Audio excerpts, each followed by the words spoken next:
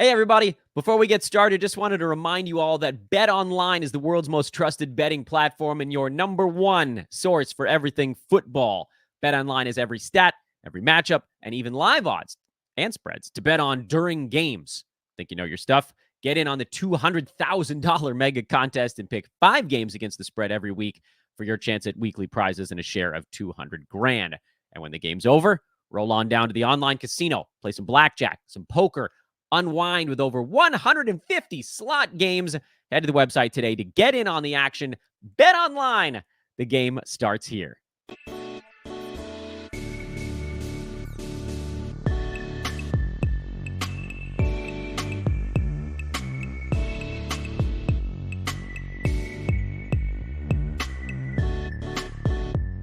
I am incredibly embarrassed to say that it has been, I think, 3 years since the last time we had today's guest on a Dan hosted podcast. And that is, everybody paying close attention, 100% on my stupid you-know-what.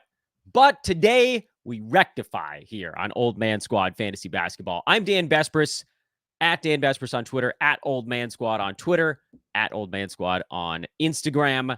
The TikTok feed is temporarily dead because I think I broke something. I don't know how I did it, but I'm an old man, and that's just the kind of thing that happens. But, I mean, I'm so sorry. That's all I can say. I'm so sorry that I didn't get this crap sorted out sooner. Even during this draft season, I was like, I know there's like a couple people that I haven't had on. Who the hell am I forgetting? And then whammo, it hit me, and I sent you a DM that was just like, dude, I'm so sorry. Alex Burns, I am so sorry, but welcome back. Thank you so much. And you know what? You are 100% forgiven. Thank you. I'm just so incredibly thankful that we have actual basketball to talk about. And we're, a little less than 3 weeks away from the season. And just the fact that it just, I don't know, you probably feel the same way. It just feels like things are picking up. The engagement is up. People are getting into it. The questions are coming. There's more engagement on the tweets. It's basketball season. Couldn't be more excited. So just honored to be here and talking hoops with you. Dude, 100%.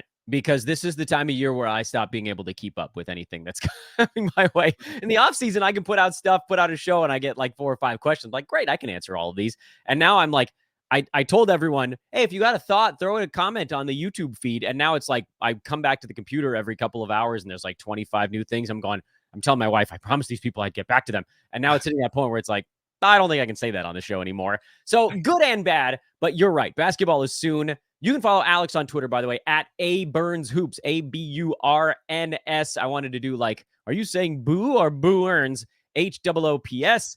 I'm sure you've heard that joke your entire life. And so I, again, apologize. That's just what I'm doing at the beginning of this show. He is, of course, a writer over at RotoBaller. Awesome website. Alex has brought us today also 5 of his targets that he's looking at in drafts so far this year. At some point, I have to do a read for an ad, but I'm going to make the ad wait. So, Alex, you got the wheel on this boat. I also can't help but notice that you did wear a Hurricanes pullover, and I've got my Cal hat on.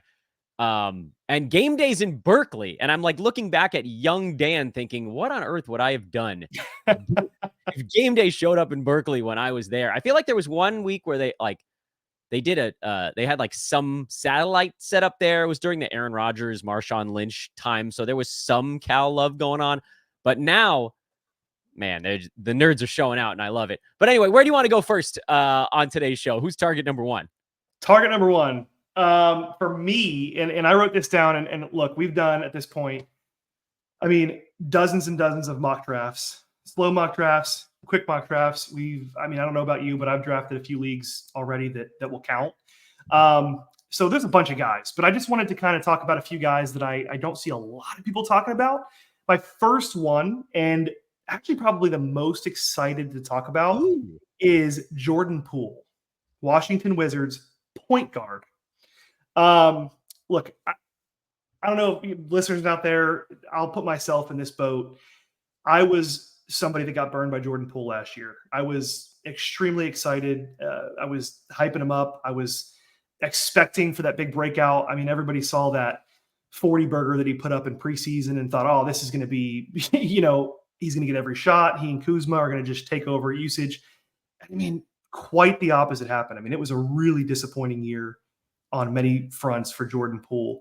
But if you do a deep dive and you dig real deep to try and find one positive takeaway from Jordan Poole's season last year, I think it could be the time that he played point guard.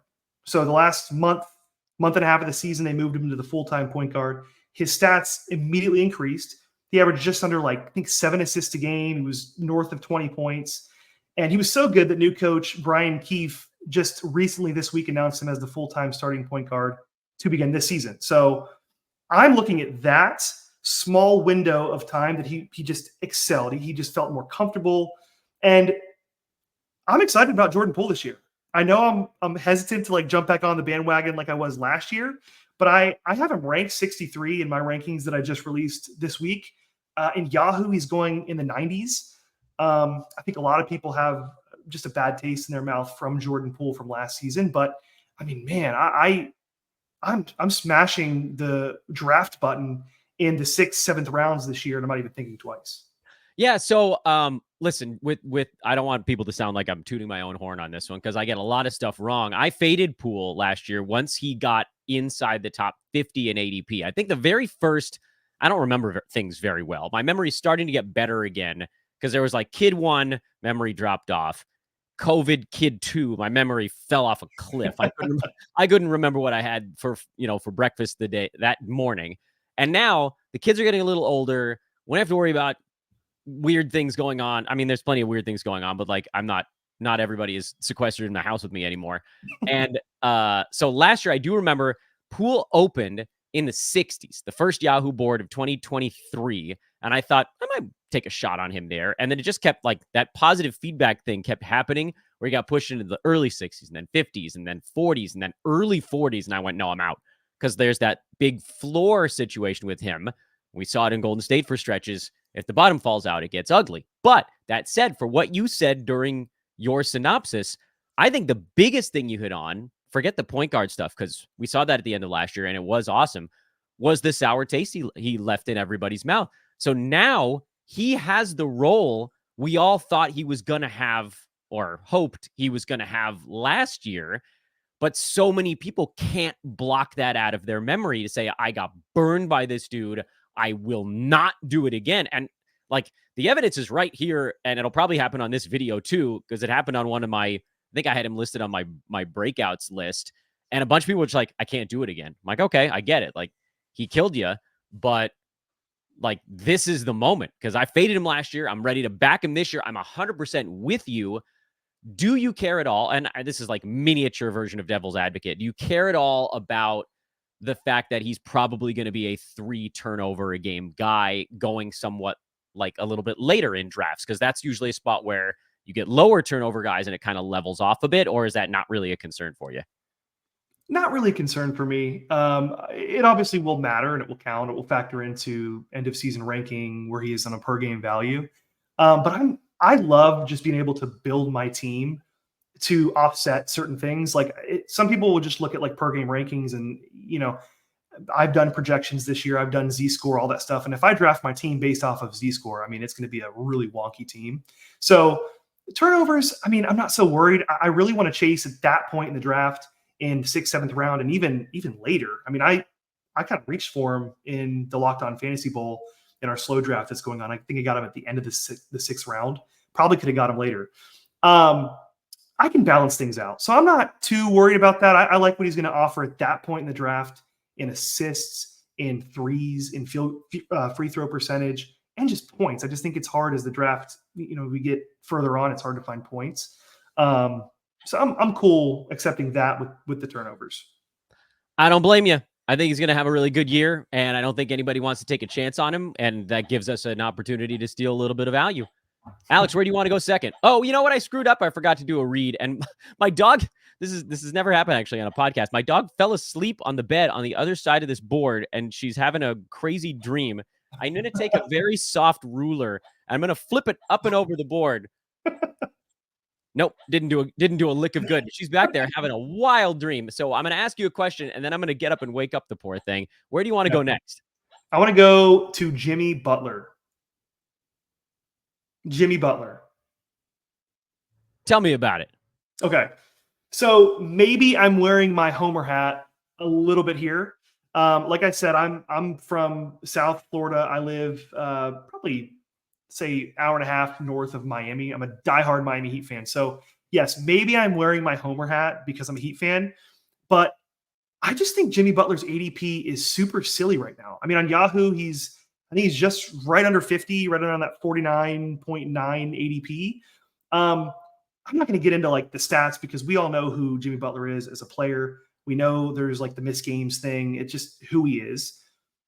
Last year, really disappointing. There's no way to sugarcoat it. It was like Jordan Poole, maybe not on that level, but for Jimmy Butler standards, every single stat category fell off significantly. I mean, even steals, right? I think he was like 1.6, 1.7 the year before. I think he had 1.3 last year.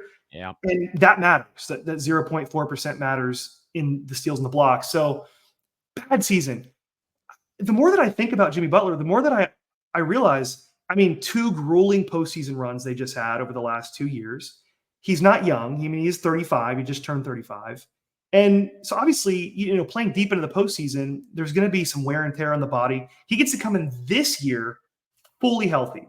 So there's been no reported injuries. I mean, he's been ready to go. He didn't even play in the playoffs. He was hurt in the play-in game. So I think a healthy Jimmy Butler is important and noteworthy. I don't know if he's had this much time to rest over the last few off seasons. That's one. Number two, and this is a gut feel. You can tell me if I'm being an idiot after this. I know people will call me a homer for this. There's just something about the Miami Heat organization and Jimmy Butler that I think there's some mutual respect there, that I think he was made for the Miami Heat. The Miami Heat, you could say Heat culture or what you may, is kind of made for a player like Jimmy Butler. I think when Pat Riley sat on the podium and challenged him earlier this year that, hey, you need to be more available. If you want this extension on your contract, you need to play more games. I don't think Jimmy Butler takes that and is like going to have a Minnesota Timberwolves walk into the practice, quit on the team moment. If we saw anything from the media day, I think Jimmy Butler was like motivated, locked in. He said, hey, I heard you, Pat Riley. I'm going to play more games. Could be blowing smoke. Anything is on the table with Jimmy. But I think a healthy Jimmy Butler and I think a motivated Jimmy Butler is a recipe for a really good fantasy season. And it's not going to take much to get back to where he was 2 seasons ago even. And that's a top 30 guy. So if I have the opportunity to get Jimmy Butler outside, the 3rd or the 4th round, I mean, that's an automatic draft for me. And I just think his ADP is a little silly right now, sitting at 50. It is absolutely nuts level silly. And the reason why is that last year, which was kind of like a worst case scenario in a lot of ways, 22 games missed, the low steals, combine those 2 things, he was still ranked inside the top 55 by totals last year. Forget per game, by totals. And I know that that's frustrating. Head-to-head players are like, yes, that's great. You can tell me the totals rank was fine, but like, when did he miss the games? Well, like if it was a few games in a row, maybe you got to IL him. If it was during your playoffs, I get it. That can be frustrating. But we're talking about a player that was legitimately like 1 game away from hitting this ADP last year. Like if this was his ADP last year and a horrible season in the rear view, that still almost got there. So any little thing that breaks right for him gets him past this mark, whether it's an extra 0.2 steals per game or playing in 3 extra ball games this year. I love the opportunity to draft guys at their floor. And I agree with you completely. I think we're getting Jimmy Butler at his floor this year. And I don't know. So again, I'll ask you one kind of devil's advocate question, even though people know I do agree with you on this one. Do you think that there's any chance that a healthy Heat team uses him a little bit less this year with Hero there and Rozier there? Like, because they had a neck thing and Hero has an everything thing all the time. They're coming into the season seemingly healthy. How long it lasts is anybody's guess, but like, does Jimmy potentially do less at the beginning of the season? There's the risk for that, for sure. I think that's definitely baked into his current ADP. Man, I wish the Heat would be healthy all season long. It's just It feels like a pipe dream to me. I mean, something's going to happen. I just know it. Yeah, I mean, that does matter. I don't think he's going to go to playing, 30, 29, 30, 31 minutes. I think his minutes are still going to be up there. I think we're going to get a motivated Jimmy. I think he's going to play more. And obviously we can't control, freak injuries or if anything happens like that, but the rest and the missing time, like, I don't think that's going to happen as much this season. Don't have proof for it, just kind of what I'm gleaning from all the noise and media day and all that stuff, but not worried about minutes for him. Yeah, I'm not worried about minutes either. I think the only thing you'd think would be, does he like take a couple shots less? But he doesn't actually shoot that much anyways. More distributing, getting to the foul line, that kind of thing. Talking to Alex Burns at A Burns Hoops of RotoBaller fame. Where shall we go? Player number 3. This one's fun, and really, I put him on this list because I want to talk to you about him because I'm struggling to know where to rank him. I see what his ADP is. It's Brandon Miller. People have drafted him early. I've seen him going in the 70s and 12-team standard leagues in some drafts. I understand the skepticism from some people to say, oh, well, LaMelo's back this year. He's going to take a lot of usage away, and Miller kind of had to run the show with all the injuries and the chaos there in Charlotte last year. But he just impressed me. Like, beyond the stats, I just think his game translates so well. I think, an impressive rookie season. He had 4 games with 30 or more points. He had 10 games with at least 5 threes. He's 6'9", his wingspan, he's athletic. I honestly expect, 0.9 steals and 0.6 blocks last year didn't necessarily leap off the page from a fantasy perspective, but I think he's got the talent to produce more than that. In my rankings and my projections, I have him modestly projected. So I'm not like, 26 points a game. I have him at like 18.6 points a game this year through projections, shooting good from the free throw line. But like, his Z-score is like top 60. And so obviously, like, I have him right there for the moment. I'm just struggling. I know that's aggressive, but I mean, what do you think about Brandon Miller this year? Are you touching him where he's going, or? I considered it where he opened. I think the first Yahoo board, he was in the 70s. Now he's moved all the way up. I'll double check myself on this. I think he's at 59 now, which is, end of the 5th round. They're just too many. For me, there are too many guys around him there that are proven, 40-something range kind of assets where I don't need something big to happen to get them there. So I don't think I'm going to end up with many Brandon Millers is on my team. Out of curiosity, where are you seeing the improvements for him? Is it field goal getting better? Is it the steals and blocks getting better? Is it the rebounds? Because I kind of was hoping for more rebounds or assists last season, given the need to do more playmaking down the stretch and being like not a short dude. But his fantasy profile looks a lot like a standard shooting guard, which kind of surprised me a little bit. Maybe that's just that I didn't pay close enough attention to him in college, but that's my fear with him, is that we still need a couple things to break right to get him up to that 59 rank where he's going. And maybe he does. Like, maybe it's as good as a coin flip. But the other guys that have a pre-rank near him right now on the Yahoo board, you've got his teammate Miles Bridges at 54, who's been there. You've got Rudy Gobert at 53, who's been there. You've got DeRozan, Jared Allen, Bradley Beal. I know there's injury risk there, but like Darius Garland, these guys have been there, and I'm just more inclined to trust the guy who's done it once, twice, 12 times among these dudes, as opposed to trying to get out in front of it. And that's just the way that I play fantasy sports, though. I'm very rarely chasing the new shiny toy, but for like once in a blue moon. I was high on Tyrese Maxey and Chet Holmgren last year. I very rarely go for the guy that's like shiny and new, but like with Maxey, you saw the fantasy game and you're like, oh, he's incredibly efficient. If I give this guy another 4 shots a night, this is really, really good for him. I just kind of feel like we saw like that first big step for Miller, and I don't know what the next one will be, but that doesn't mean it's not going to happen. Where do you see him improving? So those are all great points. I see room for improvement in steals and blocks. I think he is defensively gifted. I think his wingspan, I think he's athletic. So I do think that there's room for improvement there. And again, if 0.9 becomes 1.1, 1.2, 0.6 blocks goes to 0.8. Like, things like that can really shift the rankings, even though it seems very small.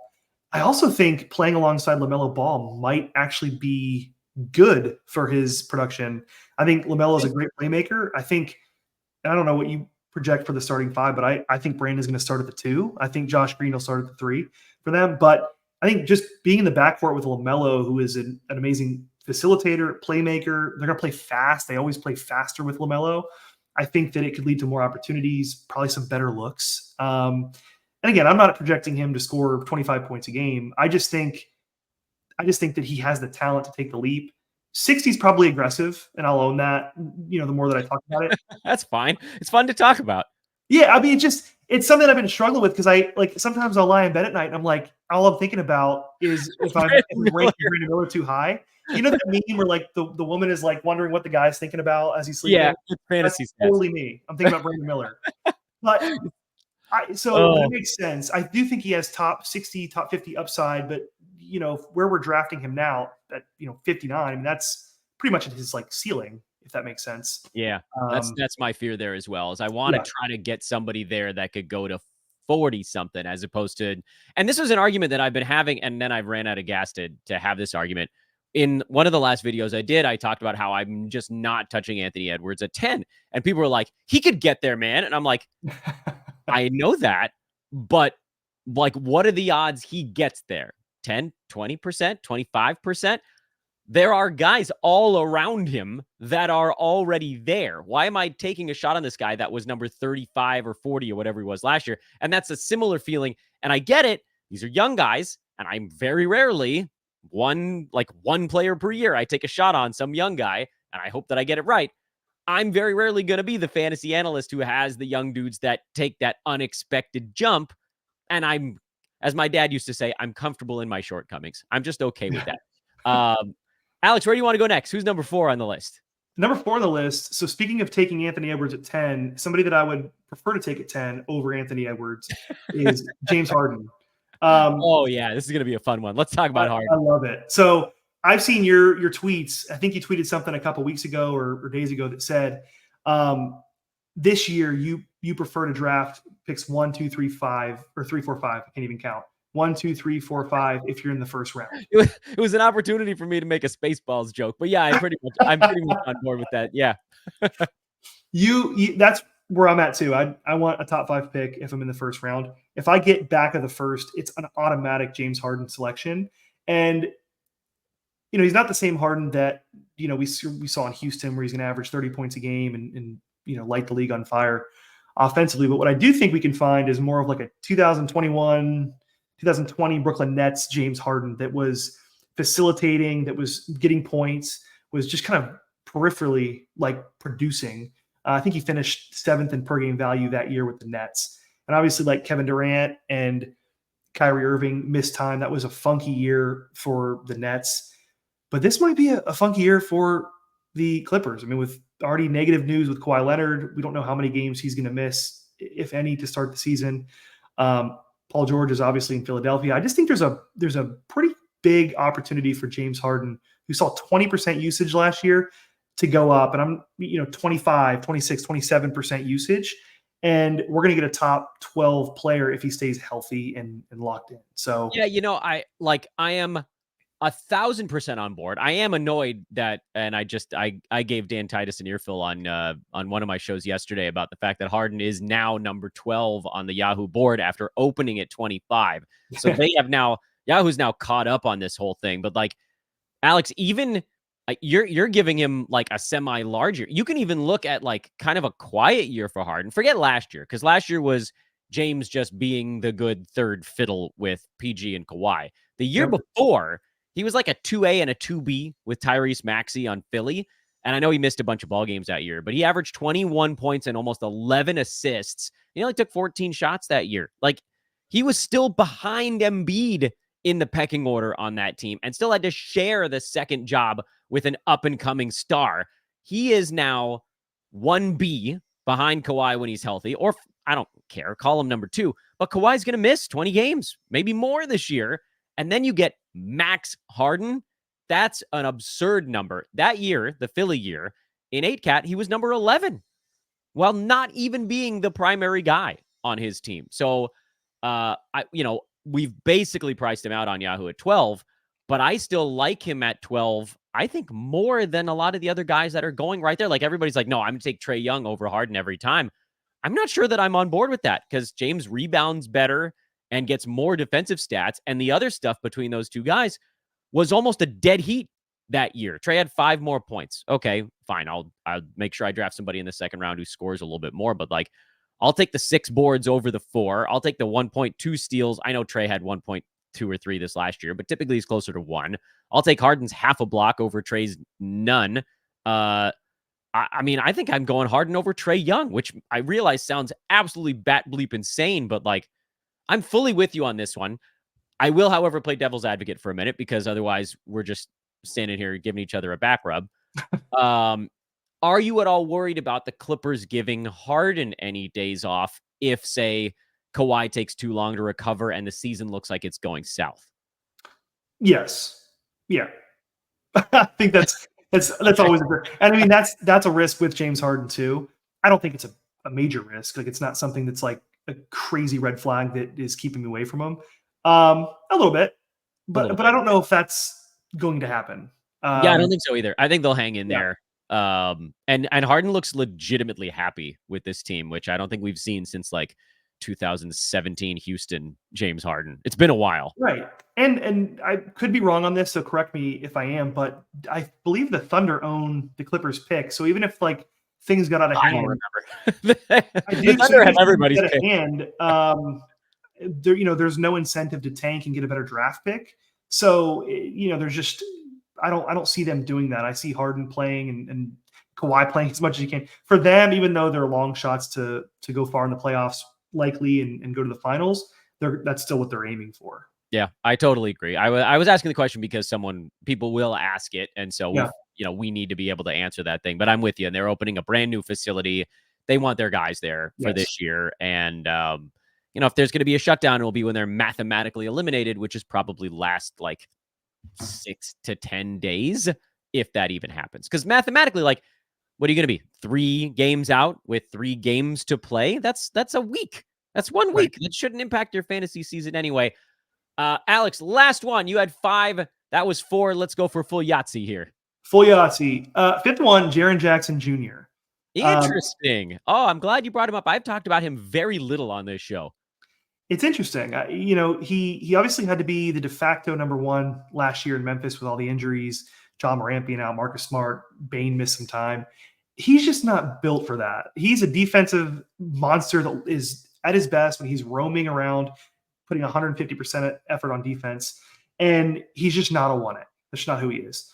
So playing that role last year, it was underwhelming. He was inefficient. The rebounds were always low, but they were just low last year.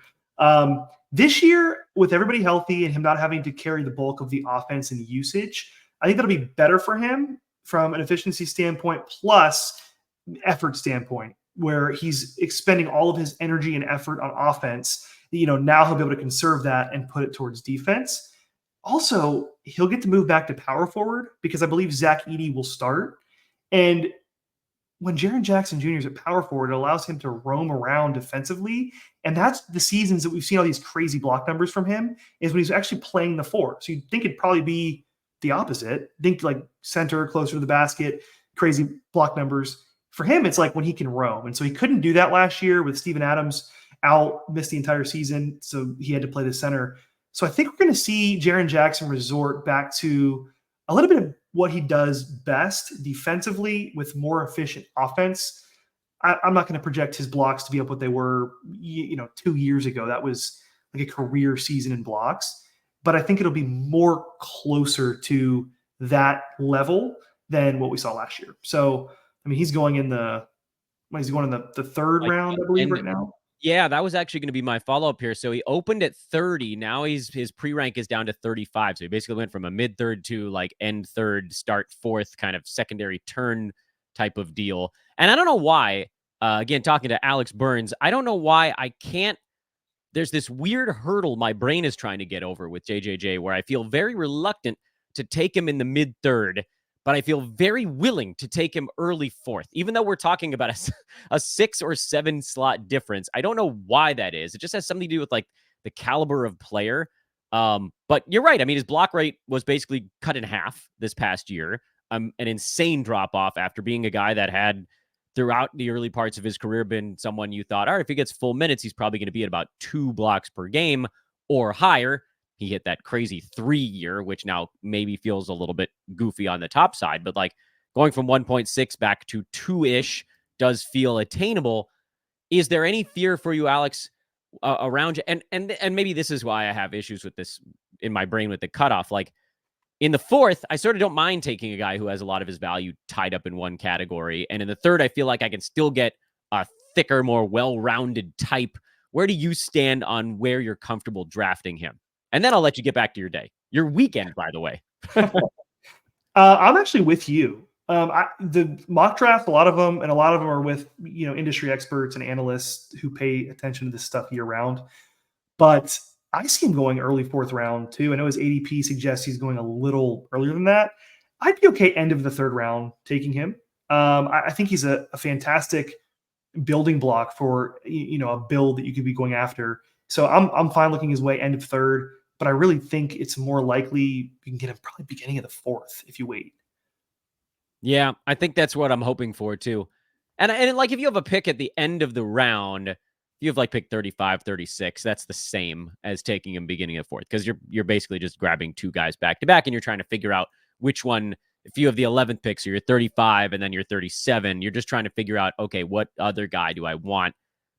Who has a better chance of getting back to me at 37 between JJJ and player B or something like that. You know what? I also screwed up. I told you before we went on air, I was going to ask you what you were working on in between guys, and I completely biffed it. So Alex, please tell me what you're working on right now, so I don't feel like such a schmuck. Yeah, no, I'm putting out fantasy basketball content for RotoBaller. I've been with them for about 4 years. Love the site.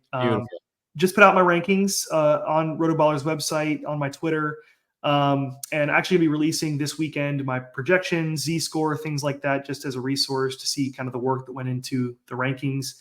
And then once a week, I release an article. It's called 3 Things I Like, 3 Things I Don't Like, and it just kind of recaps the fantasy basketball week prior. So it comes out on a Monday, and it recaps, and we'll look ahead, things like that. It's actually inspired by Zach Lowe's Things I Don't Like article, who should never have been fired by ESPN, one of my favorite writers. So weird. Similar thing to him, but just a little fantasy basketball twist. That'll be every Monday coming out on RotoBaller as well. Alex, thank you so much for coming back on the podcast. That was an awesome 5-pack. And once again, on the way out, I'm so sorry it took so long. I feel like a dink, but you know what? Now my goal is to make it up to you. So, off air, you just don't say it on air, because then I'm in real trouble. Actually, maybe we should on air. What can I do? No, I will bid you adieu, but I will also say go Bears on the way out.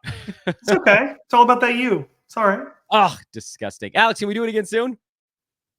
Yes, absolutely. Well, that was awesome. That was perfect. I got a little worried at the beginning that it was going to be like 5 guys that I adore. But then we ended up in this nice little window of like, I think Jordan Poole's in a great post-hype year. And he was like, I got burned last year. Can I get back on him?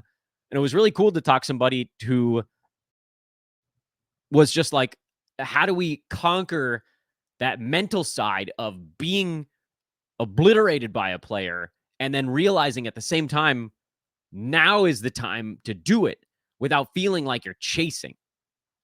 So that was a cool conversation, I thought. And then Jimmy Butler, all the reasons why that's interesting. The Brandon Miller back and forth. Of course, yes, we did very much see eye to eye on James Harden. And then JJJ, who's someone that I'll admit, like he said he's struggling with Brandon Miller. I'm struggling with Jaren Jackson.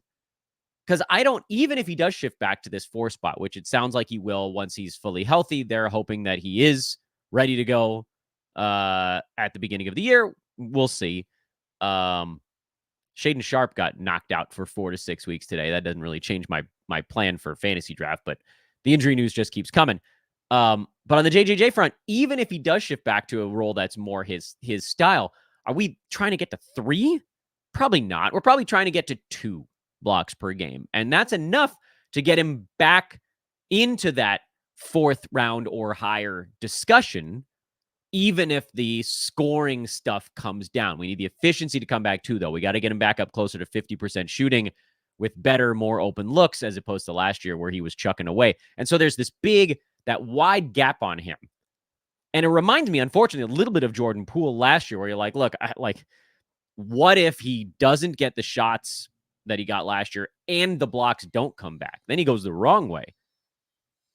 A lot of the metrics suggest that the efficiency should get better and the defense should get better this year. So, it's better, I would think, better than a coin flip that his fantasy game trends back in a direction that works better for him. But is it enough? Is it enough to counterweight the loss in usage? It's a hell of a discussion, and I'm glad we had some of it here on today's show. Want to thank everybody for watching. Want to thank Alex Burns again for coming on after the long layoff, because, again, I'm a jackass. But it won't be that long next time around. This much I can promise you all. He is at A Burns Hoops on Twitter. I'm at Dan Vespris. Please remember to throw a like and a comment and a subscription on this stuff. If you're watching, subscribe, and a 5-star review is actually a really big deal for us on Apple and Spotify. Old Man Squad on Twitter. Old Man Squad Fantasy over on Instagram. Have a great rest of your Saturday. Back tomorrow. We've got a whole bunch of stuff to do with the Yahoo Revision 3 board, and we'll get right back into that on our special Sunday episode. Also, please make sure, if you're newish to fantasy sports, check out our show from earlier today. That is a beginner's guide from our boy Slick Rock. He's put out 4 of them so far. We've got 2 more coming. They're dropping each weekend leading up to the season to help new fantasy players get themselves lined up to succeed out of the gates. I'm Dan. It's Old Man Squad, Fantasy Basketball. Adios.